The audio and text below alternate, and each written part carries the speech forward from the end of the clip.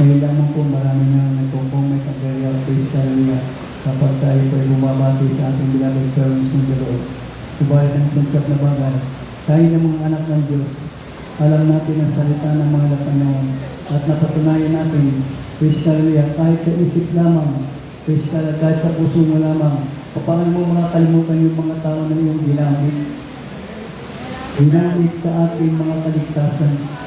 Ginamit para tayo gumaling sa mga karamdaman mabago ang ating buhay. Praise hallelujah. Subalit alam natin na mahal po na tayo po naman ay walang tinataas kundi ang pangalan ng ating mahal at Panginoon. Subalit hindi natin kinakalimutan ang mga tao na ginamit ng Diyos kung paano tayo namulat sa buong katotohanan at pinagpala na ang ating mahal at Panginoon. Praise hallelujah. What a blessing sa lingkod na lamang na mahal. Praise hallelujah. Kung pagparaan ka ng isip, praise hallelujah. In 42 years, serving the Lord.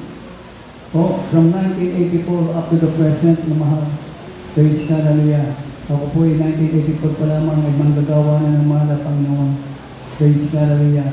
At dito po napatunayan ng mahal na talagang ang Diyos ay sumasa atin. Kapag bilang manggagawa na naatasan ng ating mga magulang sa ating mahal at Panginoon, ako po ay isa ang kapuralis sa ating mahal at Panginoon. Gusto ko lamang pasalamatan ng mahal at Panginoon. Isa sa mga naunang manggagawa na naatasan sa mga outstation. Kaunahan po sa lugar namin. So, imagine naman, wala po kaming baon na pagkain. Praise hallelujah. Talagang wala as in wala. Pero, aking nakita ko ng mga praise hallelujah na hindi po kami gilutom ng ating mahal na Panginoon. Kung ano po ginagawa namin sa pastoral, ganun din po ang ginagawa namin sa dako ng Indang Cavite. Pahabang pagpupuri sa mahal na Panginoon, pananalangin, paghayo ng mahal, ano po ang resulta? Ang Diyos po, praise hallelujah, ang kumilos sa aming buhay. Dati-dati ang aming bahay, sambahan, lahat ng sa labas lang po ng aming bahay niyo po yun. Medyo malaki po yung aming bahay. Praise hallelujah. Alam niyo po, ang bubong namin ng pinakabahay, sambahan na mahal, dahon lamang po ng niyog na ginawa kong parang bahig. Praise hallelujah. At subalit yung mahal, yung aking kakilala, na sundalo na may-ari ng hardware, yung pala nakikinig, praise hallelujah, sa pala na gawain, nakikinig siya ng patotoo. Praise hallelujah. At parang kumbaga na-bless siya, nahipo siya. Po, alam niyo po, pagkatapos ng gawain, nagulat ako, bakit mayroong truck praise na nag-deliver ng 20 mahabang yero. Po, yung po pinakamahabang yero, praise hallelujah, 20 piraso po nga naman. Praise hallelujah. Ang sabi ko para sa inyan, ay nakita ko kasi na kayo pag umulan mababasa, pag uminit masyado mainitan. Kaya dinala ko kayo ng yero na mahal. Praise hallelujah. Kaya ganun katotoo ang Diyos. Everybody say praise the Lord. Pag nakita ng mga Panginoon na sincere mo na pagtitiwala at pagsunod sa utos ng ating mga Panginoon. And I will supply all your needs according to my riches and glory. Everybody say praise the Lord. Yung nga po nagsimula, praise hallelujah po, na kung paano yung isang barangay ko, kapakilala ko po yun. Mula ulo hanggang paa naman may sugat, psoriasis. Wala mahigit ng 2 pitang nagpapagamot, hindi po gumaling. Praise the Lord. Balik ang aming mahayuan, yun ang unang bunga namin na mahal. Nung aming bautismohan sa tubig sa pangalan sa ilog na mahal. Praise the Lord. After baptism, inilayhan. Alam niyo po, pagkatapos ng praise the Lord, yung mga pangyayari yun. Pagdaling na sa gawain, nagulat siya. Natuyo na ang kanyang sugat sa buong katawan. Pinagaling ng ating mga Panginoon. Naging balita, kumbaga sa radyo, balita sa radyo, naging headline. Dahil maraming kamag-anak, praise God. Sinubukan, praise God, hallelujah, ng ilang taga-barangay namin, praise the Lord, hallelujah, ang dumalaw sa gawain ng mga Panginoon. Naniwala sila ng karamdaman ng buong ng kasalanan kapag ito'y panalangin, kapag ito'y napatawad, ikaw ay gagaling sa pangalan ni Jesus. Ito po ay naganap nangyari, kaya mula noon hanggang ngayon, kahit pinagpapatuloy maglingkod, magpagamit sa mga Panginoon, sapagkat ang kasama po natin araw-araw ay walang limit iba, kundi ang ating mahal na Panginoon. Malakas sa palakpak sa ating mahal na Panginoon. Kapag sinunod mo ang kalooban ng Diyos, hindi ka pabayaan ng mahal na Panginoon. Amen. Ang aking mga anak, praise hallelujah, dito na po lumaki sa banal ministeryo ng ating mahal na Panginoon. Panganay ko, 33 years old na. Ang bunso ko, high school doon. grade, gagaya kung tatapos ng grade 10, mga praise God, hallelujah, gusto kong babae, gagraduate ka ng high school, po, praise God, hallelujah, yung aking panganay, pangalawa, pangatlo, pang-apat, lahat po sila ay may kanya ng trabaho, praise God, hallelujah. Kaya wala po akong masabi kundi mabuti ang ating malapanaw. Totoo ang Diyos na kapag ikaw ay inuna mo ang ating malapanaw, lahat ng bagay ay tutupad ng ating malapanaw. Everybody say, praise the Lord. Sunod sa talata, ikalawang Timoteo 3, 2 hanggang 4. Amen. Dito po sa aklat ng ikalawang Timoteo, kabanatang 3, talata ay 2 hanggang 13 tuloy naman. Sapagkat ang mga tao ay magiging maibigin sa kanilang sarili, maibigin sa salapi, mayayabang, mga mapagmalaki, mapagtuhayaw, masuwaye sa mga magulang, mga walang turing, mga walang kabanalan, walang katutubong pag-ibig, mga walang pagluluban, mga palabintangin, mga walang papipigil sa sarili, mga mabangis, hindi mga maibigin sa mabuti, mga lilo, mga matitigas ang ulo, mga kalalo, mga maibigin sa kalayawan kaysa mga maibigin sa Diyos. Na may anyo ng kabanalan na tapwat, tinanggihan ang kapangyarihan nito, lumayo pa rin naman sa mga ito. Sapagkat sa mga ito, ang gagapang sa mga bahay ay binibiyag ang babaeng haling na lipos ng mga kasalanan. Hinihila ng mga iba't ibang pita na laging nagsisipag-aral at kailan pa man ay hindi nakararating sa pagkaalam ng katotohanan. At kung paanong si Hanes at si Jambres ay nagsilaban kay Moises, ay gayon din naman ang mga ito ay nagsisilaban sa katotohanan. Mga taong masasama, ang pag-iisip, mga itinakwil tungkol sa pananampalataya. Ngunit sila hindi magpapatuloy sapagkat mga hayag sa lahat ng mga tao ang kanilang kamangmangan, gaya naman ang paghahayag ng sa mga yaon. Ngunit sinunod mo ang aking aral, ugali, akala, pananampalataya, pagpapahilod, pag-ibig, pagtitiis, mga pag-uusig, mga pagbabata, anumang mga bagay ang nangyari sa akin sa Antioquia, sa Iconio, sa Listra, anumang mga pag-uusig ang tinis ko, at sa lahat ay iniligtas ako ng Panginoon.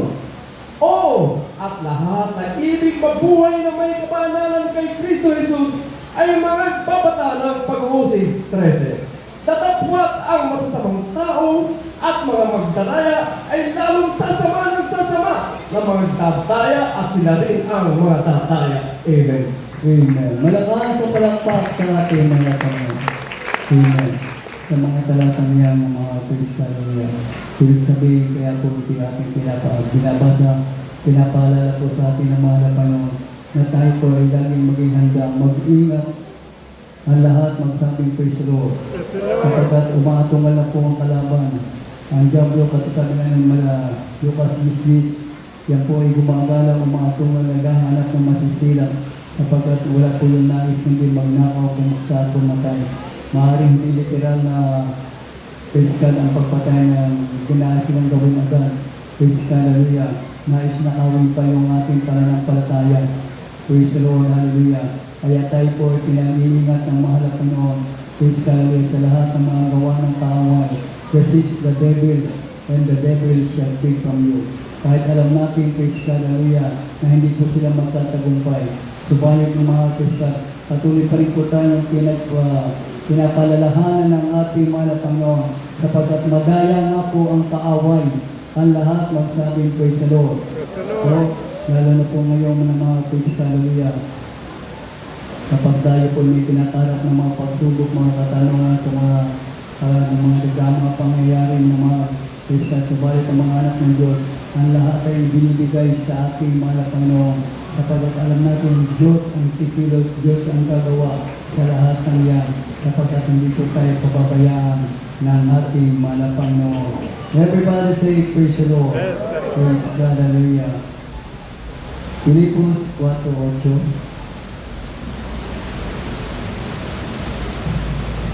Sa aklat ng Pilipos, sila ng 4, talata 8. At tapos-tapusan mga kapatid. Ano ang bagay na katotohanan? Ano ang bagay na kilalang-galang? Ano ang bagay na matuwid? Ano ang bagay na malinis? Ano ang bagay na kaibig-ibig? Ano ang bagay na mabuting ulat?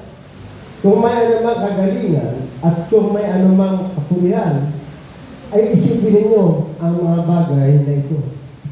Amen. Everybody say praise the Lord. Malakas mo yung palapag sa ating mga Panginoon. Kaya nga po, Christian, sabi ng Hebrews 12, just looking unto Jesus. Praise God. Tayo po na nasa po sa ibabaw ng lupa, marami tayong makikita. Marami po tayong mararanasan. Praise God, hallelujah, ng mga atake pa at gawa ng kaaway. Praise the Lord, hallelujah. Kapagkat ang kaaway talagang mga magaling din ko gumawa, praise God, hallelujah, ng mga bagay na makakadaya sa mga anak at lingkod ng Diyos. Subalit tayo muna ay tinuturuan. Isipin natin ang mga bagay na nasa itaas. Wala pong bagay na nasa itaas, praise God, hallelujah, na marumi. Puro malinis. Praise God, hallelujah. Isipin po natin kung gano'ng kaganda ang langit. Isipin po natin kung sino nasa langit. Praise God. Isipin po natin kung paano po tayo pinagpala ng ating mga Panginoon.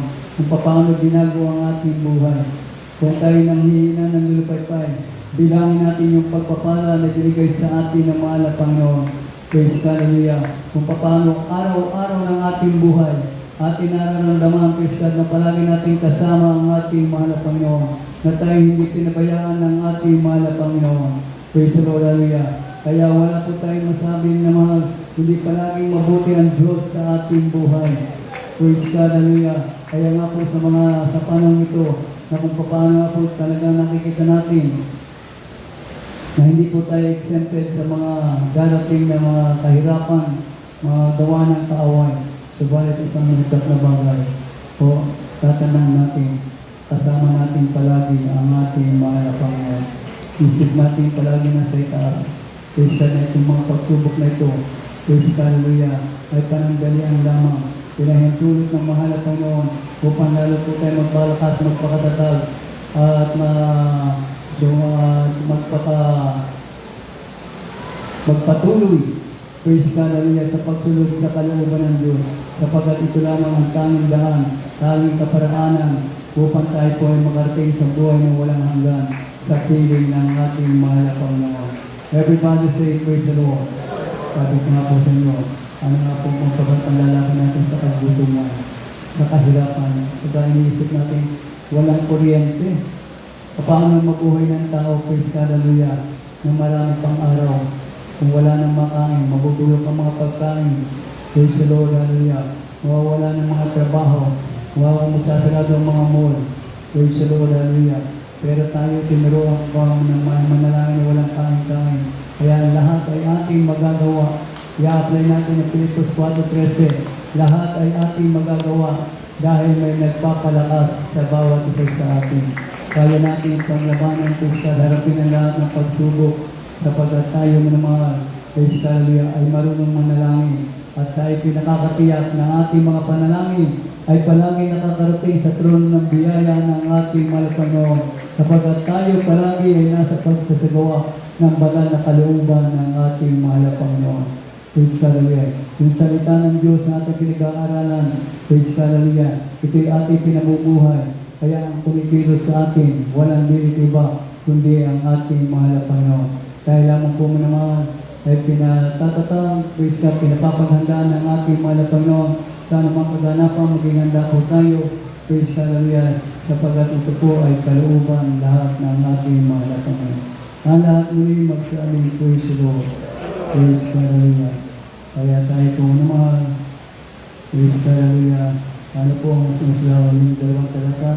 Mateo 24:41 at 1 Thessalonians 5:17.